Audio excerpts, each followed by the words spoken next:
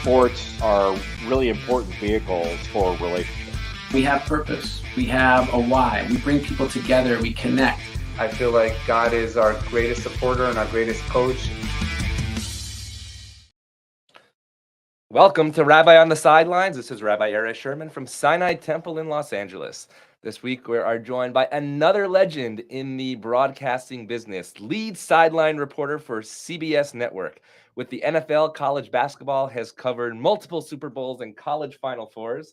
Joining us live from New Jersey, Tracy Wolfson. Tracy, it's so good to have you on Rabbi on the Sidelines. Thank you, Rabbi. So it's a pleasure to be here. So excited.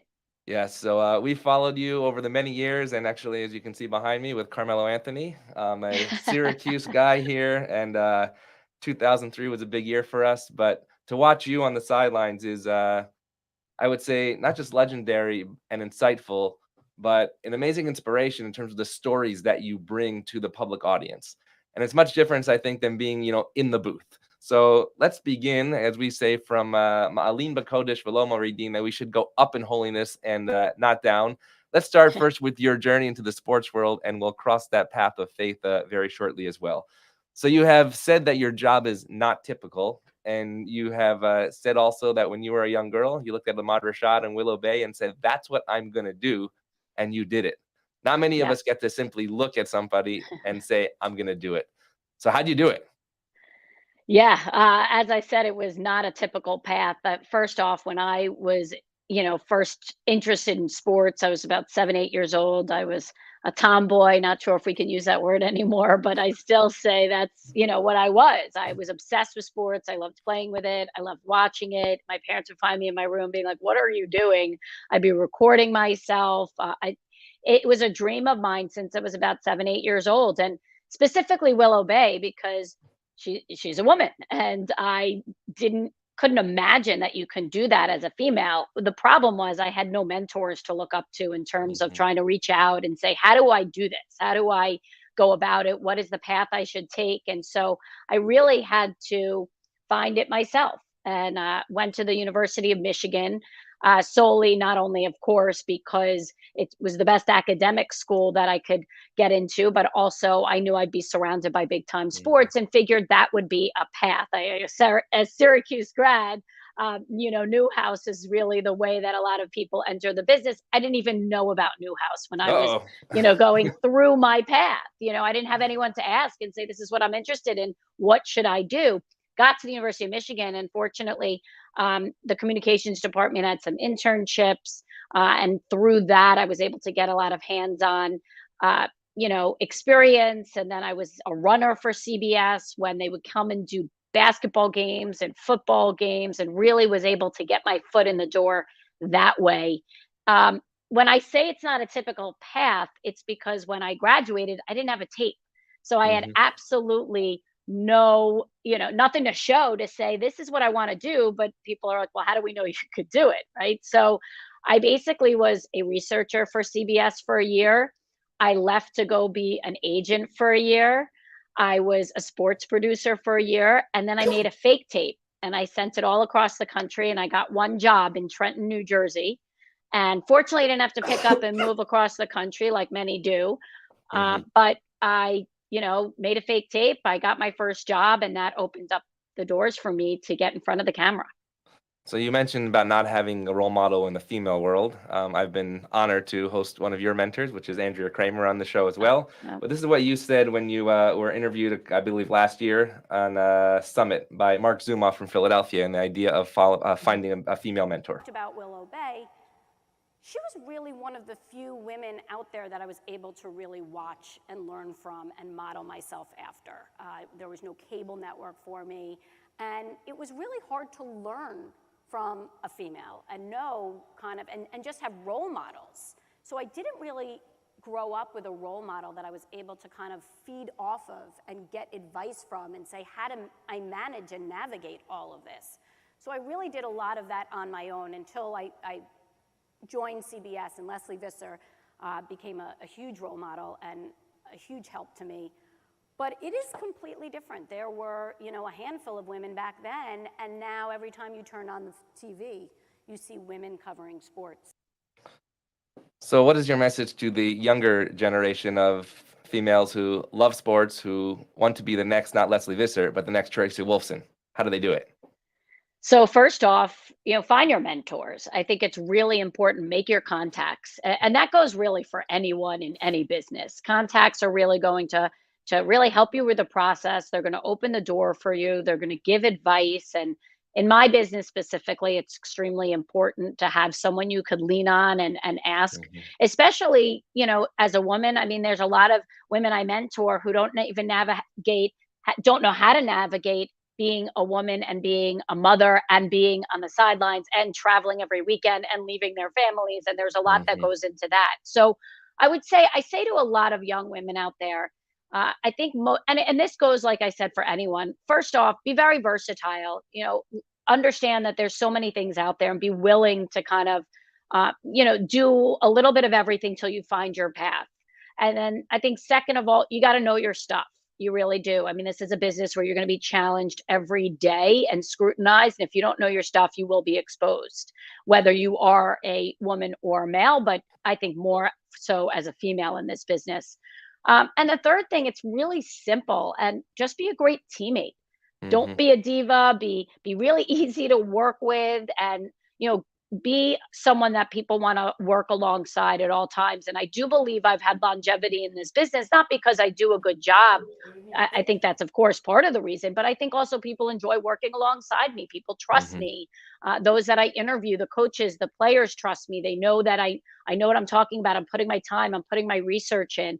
I think that's really important. Teamwork, we think about it when it comes to sports, and but obviously in work, and whether it's a temple and what you're doing, or whether it's a business and a corporation, whether it's just a class that you're taking, teamwork is ultimately the most important thing.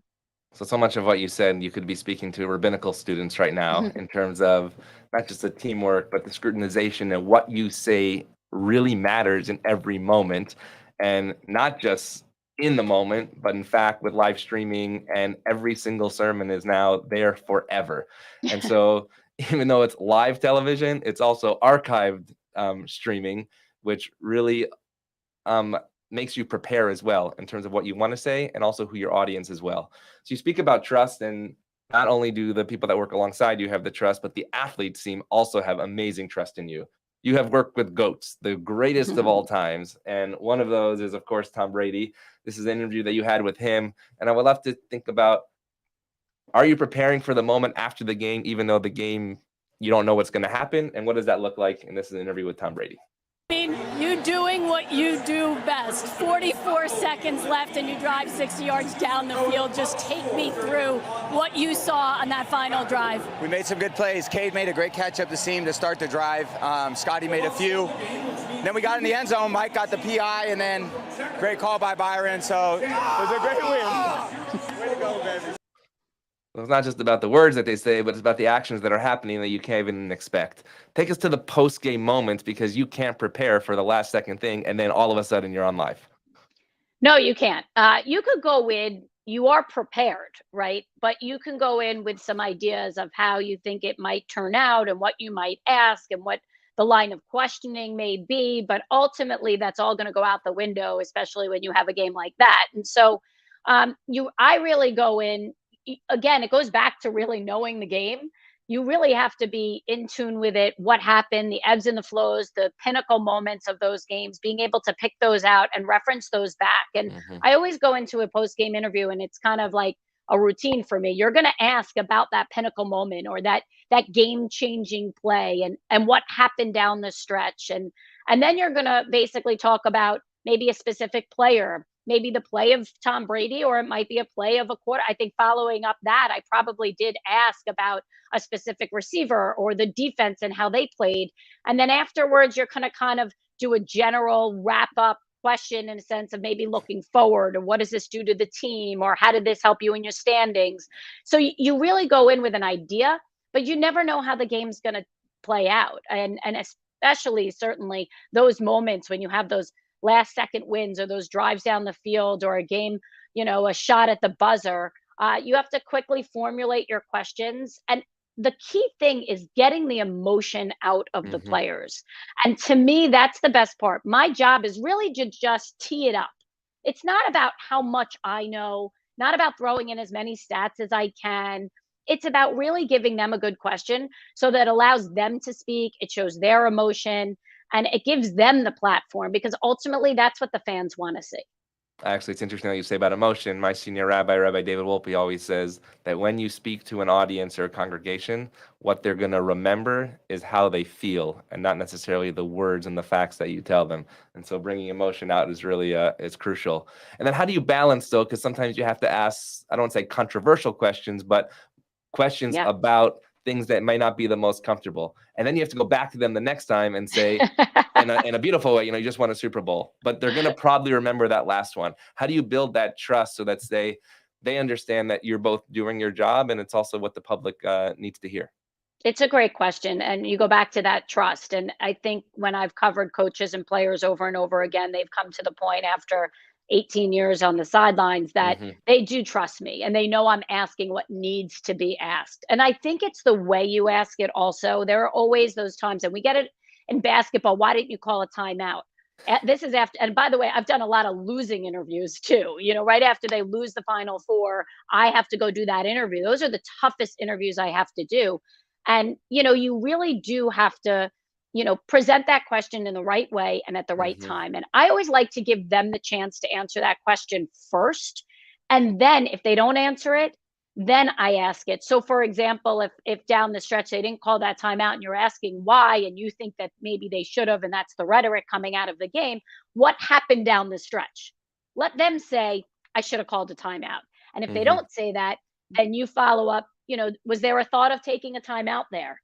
And I think that's the most important thing to keep the trust. Ask, believe me, you have to ask the questions that need to be asked, or else you're the Mm-hmm. one who's going to look, silly out there. And Mm-hmm. everyone's going to say, why didn't she ask that question? You have to ask those tough questions. But I've come to the fact that I actually relish being in those moments because it does challenge you. And as long as you hold your ground and you do ask the right question in a respectful manner, you should get the best possible response. So you And said it's they should understand that. So you said the role of the reporter is to tee it up, and I know I'm interviewing a reporter, so that walked right into this next clip because one of those people that you interviewed, which I would say is a hero in the basketball world, but also in the American sports scene, is Coach K. And you had the opportunity to interview him at the last moment after he lost to UNC his last game. And this is what you said, and I think it has a moment of faith, and we're going to cross that line right now. Coach, as you walked off the court for the final time, can you describe the emotions that you were feeling? Just for my players, I'll deal with me later. For me, my entire time coaching, I always wanted at the end of the year or whatever the last game is, where you're either crying for joy or you're crying for sorrow. And if you are, that means you've put everything into it. And I have a bunch of kids who are crying, and I'm proud of them. They've been a joy to coach, and they've played winning basketball, and they did tonight too, but so did the other team.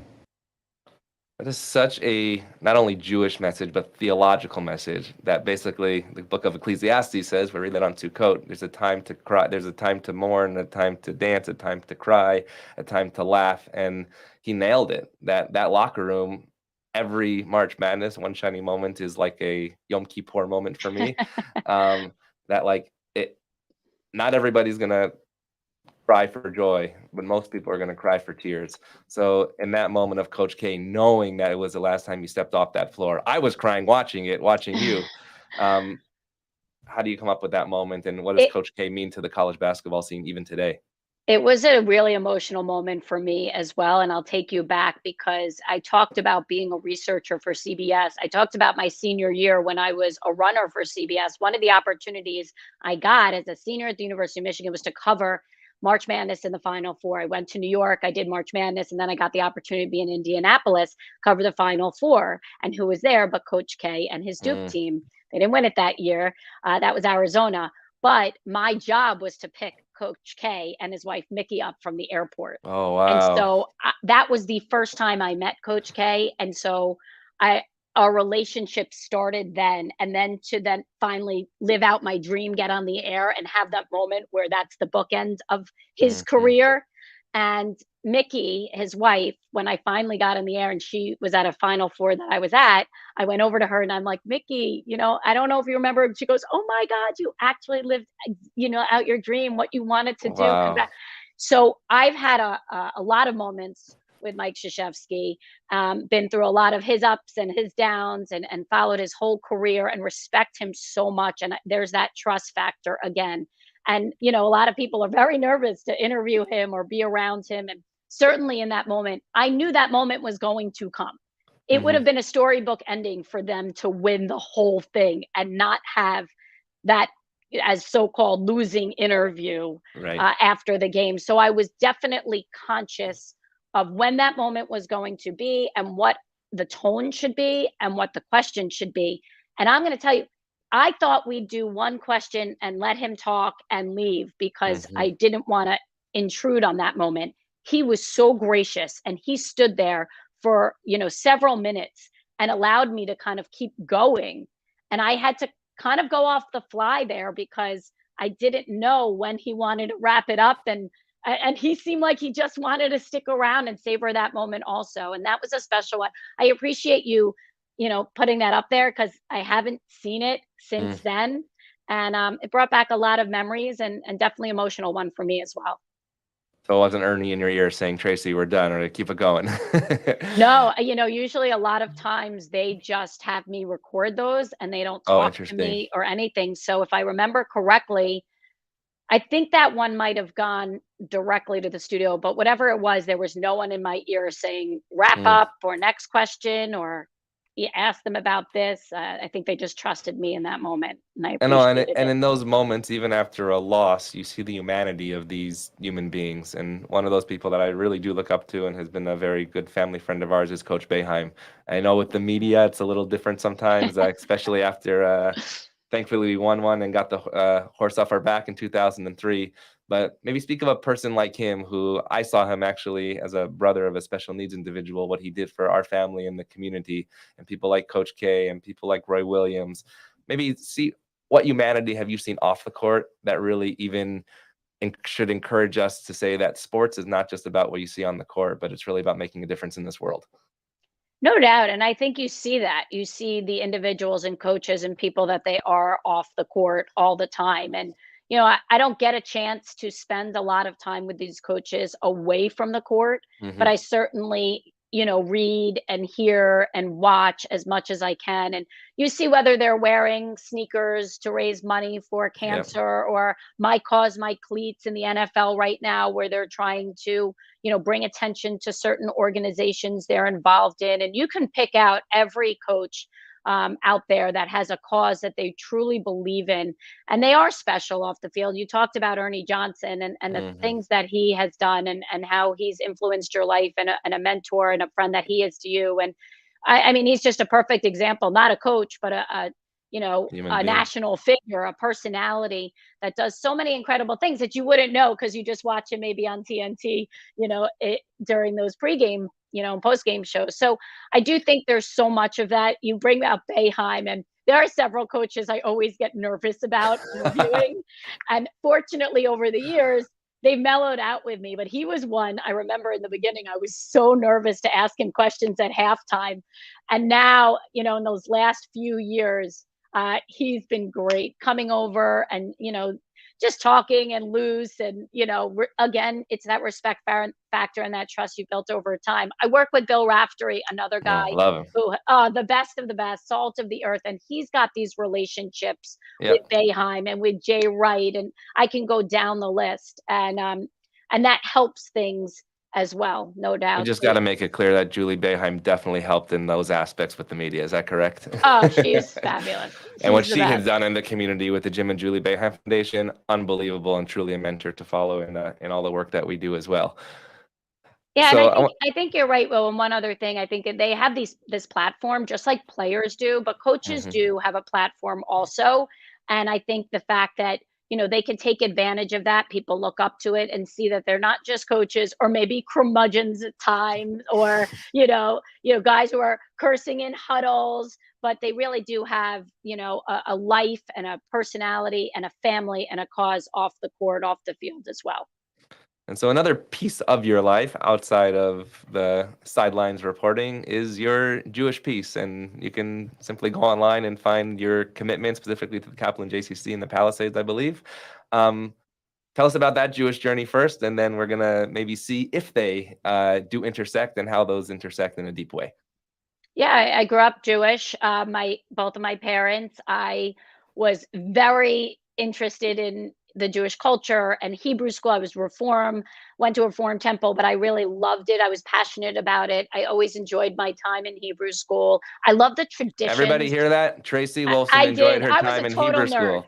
I was a complete nerd. I mean, my 3 boys go to Hebrew school now, and believe me, they will complain sometimes when they have to go. But I loved it. I embraced it. I love the traditions that Judaism brings, and that's what it is: family traditions. I always loved the holidays and being with my family and the cousins and all together making Passover. And my family's one side of my family is Yemenite, so bringing in those Yemenite traditions was really meaningful, especially in Passover. And so I've tried to carry that over time with my family as well, and my 3 boys. I think it's really important, and I want to make sure that when they go off and start a family, that they have their own traditions and they realize how important faith is. And it doesn't mean you have to be in temple every Friday, because I cannot be in temple every Friday. And believe me, I was just talking to my mom about this the other day, is Shabbat to me, I wish that I had the opportunity to have Shabbat every Friday. I'm always gone on the road. It's a tradition I wish we had with our family, because I love it. But I do see so many friends that do get that opportunity to really just spend that time on Fridays together, Jen Osfeld being one of them. But unfortunately, my life doesn't work that way, but that's okay. And even if I may miss a holiday or, a bar mitzvah, I make sure that we make up for that time together. So it's really important to me getting involved in the JCC as well. I was on a board for a very long time. I'm slowly rolling off to that. Just got involved with Israel lacrosse, bringing lacrosse to Israel. My son was just there in February on a service trip as well through the Federation, the Jewish Federation here. So I'm finding other ways to stay involved and also pass it on to my kids. So you mentioned Israel, and obviously you're in the college basketball world, and what Bruce Pearl's doing with Athletes for Israel is amazing. And actually, when he played, USC played Auburn, I called Coach Pearl and said, there is no way that you're coming to Los Angeles and not coming to Sinai Temple. And he came after practice, and he came into the Kiddush, and people are like, who is this guy? We're all wearing suits, and he's wearing an Auburn sweatsuit. And he said, I'm Coach Bruce Pearl, but right now I am Mordechai Ben Dov. And he explained his connection to his grandfather in Poland that did not have in Israel. And he said, there's no way that that's not going to happen again. And last year, of course, he brought Jay Billis to Israel. And Jay had been on the show previously, and he said, I'm not a man of faith. And when Jay went to Israel, I called him. I said, Jay, you're coming back on the show because what you did is so much more than simply a basketball game and floating in the Dead Sea. So when you see guys like Bruce Pearl, and now actually, I believe Syracuse and Kansas, I believe, are going this summer to Israel. What is that connection in terms of showing these athletes, mostly African-American Christian athletes, the joy and the importance of what Judaism can bring, not just to the sports world, but to the world? And like you said, their platform, they can use that platform to bring people together and not divide them. I think it's fabulous what Bruce Pearl has been doing. And I think you're going to see more and more teams doing that. It is a way to bond. And it's not just Judaism, as you mentioned. There's so many religions and cultures that intersect in Israel. And I think anyone can take away from that. But they could also, it's a chance for them to learn about Judaism as well, learn about Israel, and learn about, all the history that is involved. And Bruce Pearl and I covered him this year in the tournament, and we had a conversation earlier and then came back, and I brought up our conversation. This was all live on TV, and he goes, I'm so glad that we could kibitz, because I remember about our conversation earlier. And I love that he's throwing out some words out there. And so he is a mensch, no doubt. And I do think it's great that, sports and Judaism and culture and Israel and And all religions can kind of intersect. It doesn't really matter, what your faith is, but faith in general, I think, is really important personally. Everyone doesn't believe in it, but personally, faith is important to me. And I rely on that a lot, especially during hard times, when I'm on the road, when I'm struggling, when I'm stressed, when I miss my family, or when we are spending and celebrating together, whether it is a bar mitzvah. I took my oldest son, we went to Israel for his bar mitzvah, and that was an Oh, wow. extremely, extremely special moment. And I can't wait to go back. When was that? That was 2000. He's 17 now, so that's 4 years ago. And so the Bruce Pearl is actually fascinating because it was last year when the Ukraine war had just started. On the dais of March Madness, he told the story of Purim and his name being Mordechai and what that meant in relation. And it went viral, not because it was March Madness, but because he had the platform in that moment to actually do that as well. So it's a beautiful thing to see from our community that leads to a greater thing as well. When you talk about faith in sports and your journey, we're obviously talking on a quote unquote rabbinic show. But does that journey ever come out either live, and not live, but on the air or behind the scenes in terms of who you are in that faith aspect as well? I mean, this year we talked about Kyrie Irving and what he did. And actually it was Ernie Johnson that reached out that said, we need a rabbi to talk about this on the show. And I don't think there had been a rabbi on Inside the NBA before. And it was a very proud moment that faith was coming, not in somebody's face, but as I said in that moment, it's a time to engage and not disengage. Are there moments at all over that career that said, you know what, this is who I am and this is how I need to speak out right now? It's interesting you said that. We did have a moment during I don't speak on those issues because that's not my platform. I usually am on a sideline covering a game, so it doesn't really, come into play, let's say. Unless, of course, someone is fasting for Yom Kippur and not playing. If that was a story, we would be discussing it. We had that with Ramadan. They should be in Hebrew school. Right. Yeah, this past year, 2 UConn players fasting a Ramadan. I thought that was unbelievable. Yes, exactly. So that was no doubt covered. I do have a show called We Need to Talk, and it's an all-female sports show, but we have a lot of different, cultures and religions and people in different positions and former, Olympic athletes, gold medalists, CEOs, you name it, all on the show that come together with different backgrounds. And so that show sometimes provides us the opportunity to talk about our faith or talk about the opinion. We did have a show where we were going to talk about Kyrie, and Lisa Leslie said to me, I always have to speak on, being an African, being Black and what it means in this world and the struggles that I've had. How come you can't talk on Kyrie and how it affects you? And I was so appreciative of her saying that to me. It really meant a lot. And she's right, and I was very passionate. I almost was too passionate that I was hesitant to talk on it. I didn't know where it would go. And I became really emotional about it. And I didn't know where that came from. And I think it was partially because I'm not used to speaking on those issues. It was different for me. It was uncomfortable for me, and not uncomfortable to speak on being Jewish, uncomfortable on tackling those issues on a national platform, because that's not normally my role.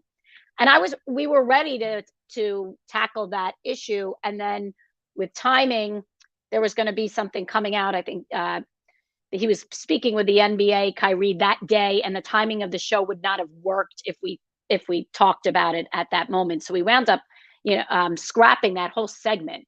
But we had a very good, open conversation amongst all of us on that show with differences of opinions. Right. And everyone had a difference of opinion. Lisa and I had a different opinion. Summer Sanders and I had a different opinion. I think maybe Aditi Kinkabwala was on the show. She had a different opinion. So we did all spend that time sharing, which was really good for me. It was good to just talk about it openly, in a different, like I said, in a different forum, rather than just sitting around with my friends and my family discussing it. I think that was a growth period for me, no doubt. That same day I was in the NBA studios, and they called, and I walked in, and it was Vince Carter, Richard Jefferson, Malika Andrews, and Shanae Ogomike. And off the air, Shanae goes, "Rabbi, I want to let you know my best friend is Catholic, my best friend is Jewish, and there is nothing like a Shabbat dinner." And then Vince Carter says, "Rabbi, my mom's very involved in the Episcopalian Church in Daytona." And I was like, guys, these are the stories that you with your platforms need to share, because I'm not the expert in your field on the sports field, and I'm at your desk right now. I'm more of the expert in the religious field, but these are combining. And it's interesting because, when people hear a rabbi talk about sports, say, oh, it's, a cute little thing. But actually Solomon Schechter, the first conservative rabbi in America, said that you can't be a rabbi in this country without speaking about baseball. And he didn't mean just sports, but he meant the American experience is interwoven with sports. And it seems like, at least for all the people that I've spoken to over the last 2 years, and they are major figures in your world, say that there are elements in the world of sports that are very faith-based that couldn't happen without it, whether it's team camaraderie, sacredness in the locker room, or what you have.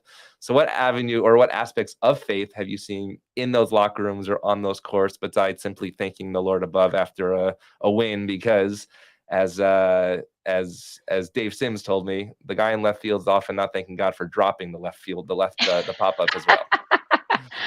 Yeah, I mean, you do see that often, but it takes.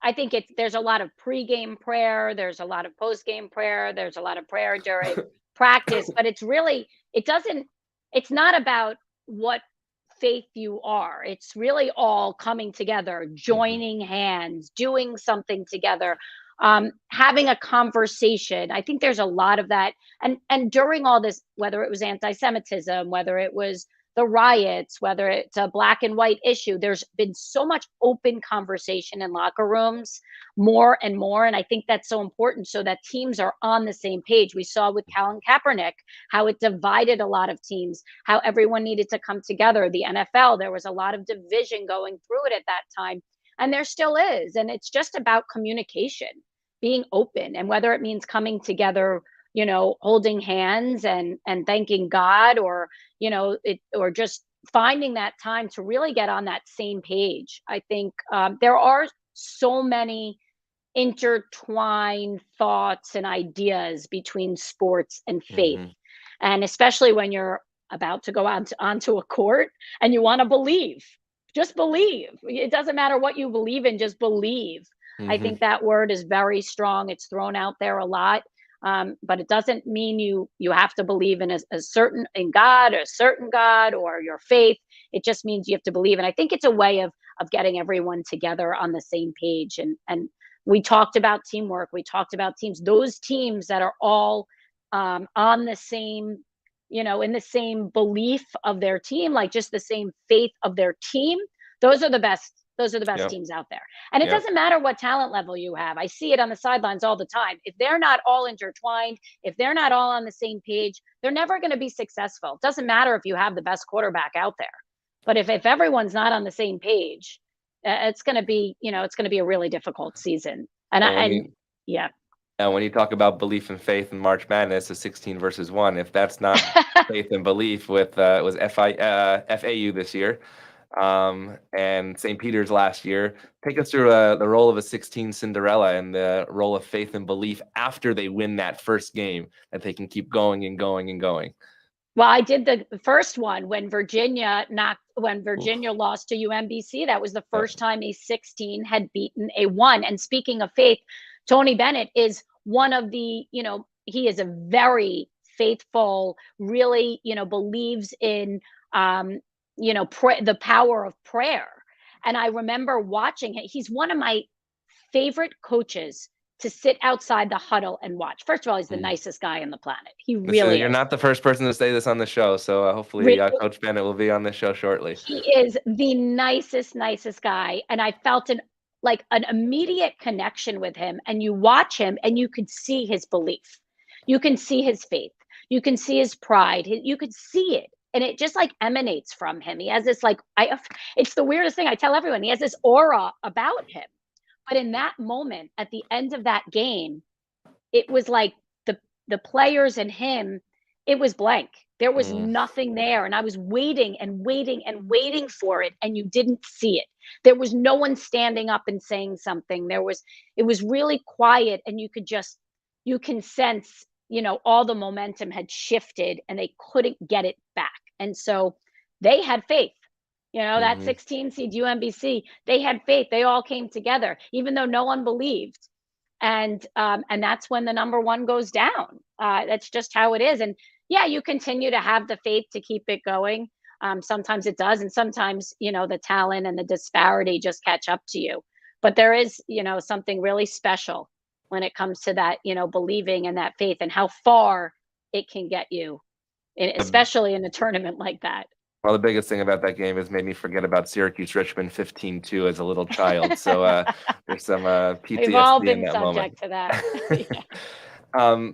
Go back to football for a second, because this idea of faith comes often in tragedy. I'm just going to go to Pittsburgh for a moment, when Stay Stronger Together, when the Tree of Life shooting happened and the Steelers and the NFL decided to do something like that. Bob Kraft, who gives $75 million to fight anti-Semitism right now. And even the Panthers of the Pitt basketball team, I was watching Syracuse Pitt during that a couple months after, and each one of them right here on their jersey had a Magen David, a Jewish star.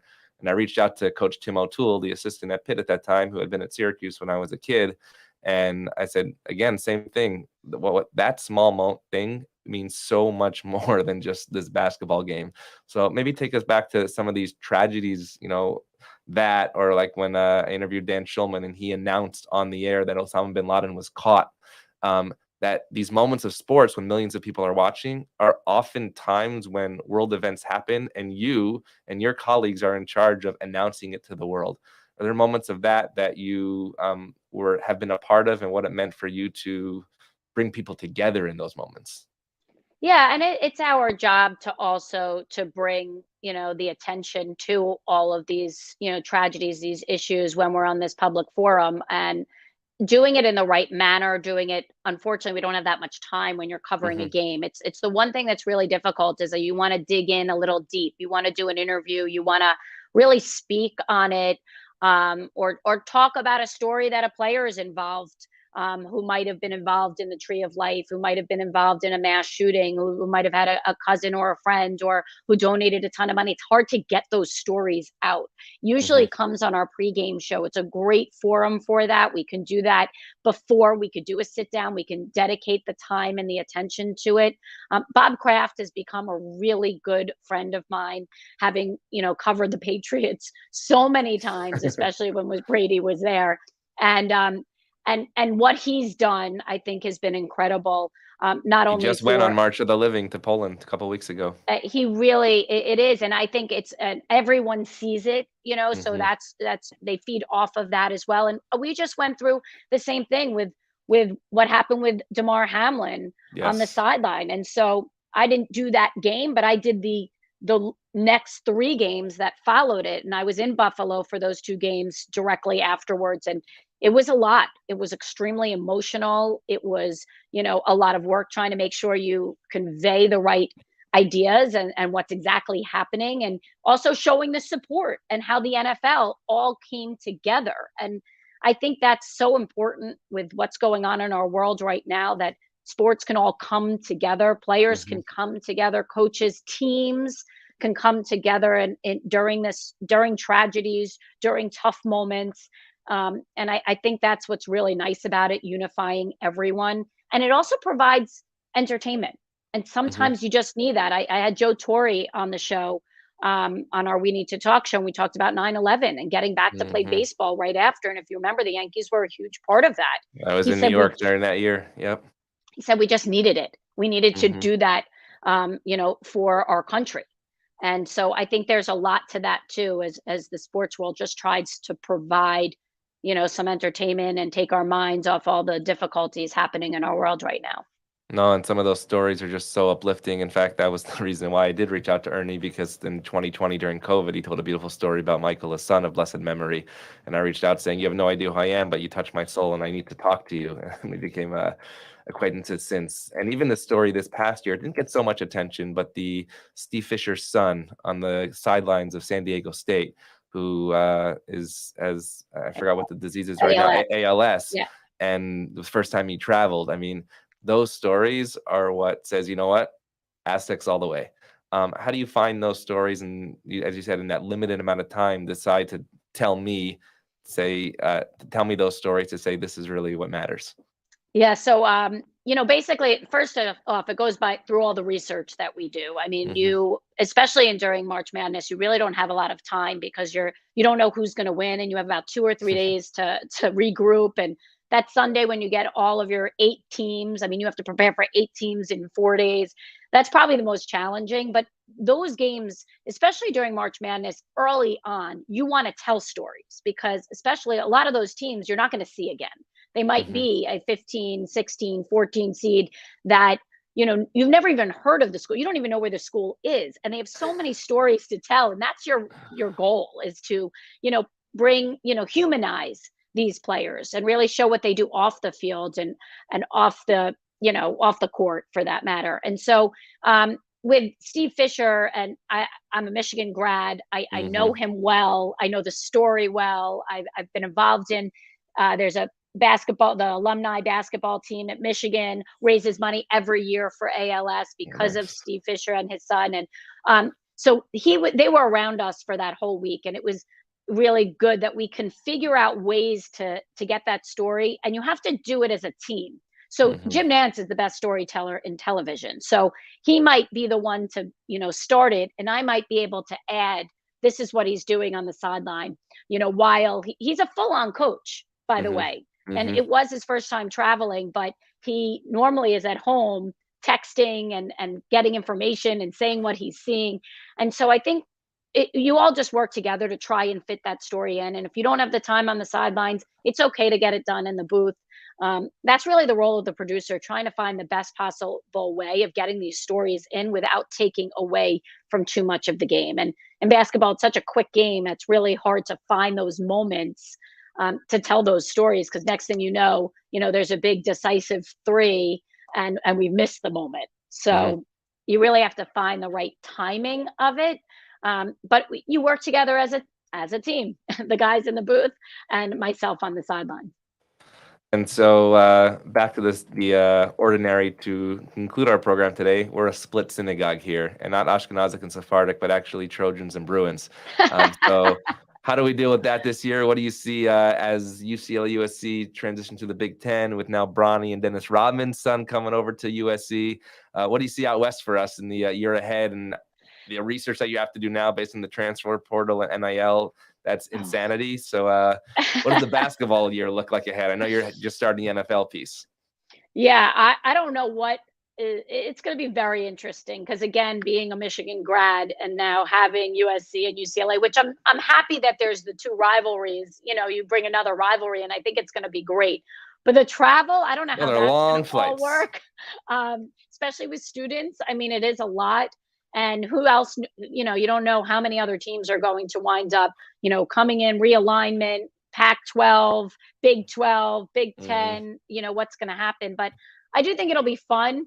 It'll be unique. It'll be different to see, all of a sudden USC and UCLA in the Big Ten playing these teams. But I have no idea. I mean, I'm just excited for something different. I think change is good. It's just a matter of how you go about it. The transfer portal is definitely changing the game. NIL is changing the game.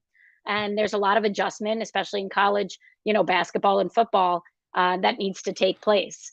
And we'll see where it goes. But, I think realignment is no doubt happening. You're going to wind up with, 3 big conferences and, a bigger college playoff, as we know, is on the horizon. I'm excited to see Bronny. I'm excited to see Dennis's son. Who knows what happens in March Madness? It'll be fun. And what about the NFL? Now that Brady is officially retired for the second time and just sort of a new crop of talent coming up here, any changes also going forward in the NFL that we can look for? I know, most of the kids are in Hebrew schools. I know they watch you after, but NFL this year, what should we expect? Oh, it's quarterback centric, no doubt. And I'm in the AFC. I'm in the AFC being on CBS. So that's what we cover the most. And so, I mean, think about the teams in the AFC. You could talk about the East and Aaron Rodgers going to the Jets. I'm a Jets fan, since I was, 6, 7 years old, been watching the Jets. So never believed we'd actually have a team that we could root for and be excited for, and maybe potentially have a chance to make the playoffs. Not going to talk Super Bowl yet, but love Aaron Rodgers coming to the Jets. Think it's a really good thing for him. I think the AFC East is stacked between Buffalo. You got Miami and Tua. Of course, you got always the Patriots. I mean, you have all these young quarterbacks. Joe Burrow and Cincinnati, what they've been able to do. Patrick Mahomes, one of the best players I've been around. Really salt of the earth guy, what he's done in Kansas City. I have 8 games in Kansas City this year. I mean, Wow. I'm going to just take up residency there. Well, we'll find you a local synagogue too. Please do, please do. And we will be out, I think, in California. I think we'll be, we have a Chargers game out there. Oh, nice. So that should be fun. And, I think it's just going to be, it's going to be really competitive, especially on that AFC side. It'll be a fun season. It'll have, a lot of talent, and, how these teams are going to emerge at the end of the year remains to be seen. But that's what gets me excited. I still got a few months off. This is my quiet time, so I don't like to necessarily dig in, but I know that August is going to be here before we know it, and I'm going to be so ready to get on that plane and get back to football for week 1. Well, Tracy Wolfson, I'm going to leave you with the words of Rabbi Moses Maimonides, and that would be Ani Ma'amin. It means I believe, because all the stories that you have told are really about belief, that anything can happen with that faith and belief, but most importantly, it takes teamwork, it takes effort, it takes partnership to not just simply bring entertainment, but also bring inspiration of these amazing stories to this world. Tracy Wolfson, lead sideline reporter for CBS, the NFL, college basketball, college football. We are so honored that you took the time to join us and Rabbi on the Sidelines. When you're out here with the Chargers, make sure that Sinai Temple is your home, and we'll see you soon. Thank you so much, Tracy. Thank you, Rabbi. I appreciate it.